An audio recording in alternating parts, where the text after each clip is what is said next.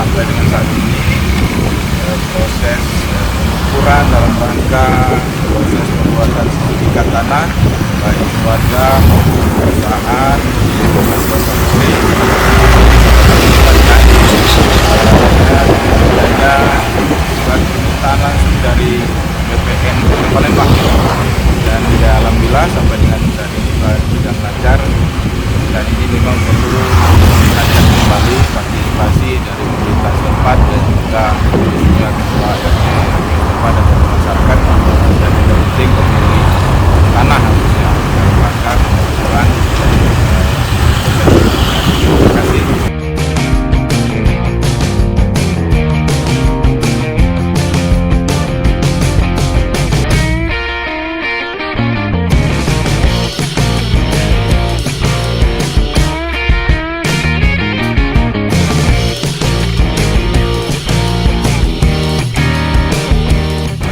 Selamat pagi.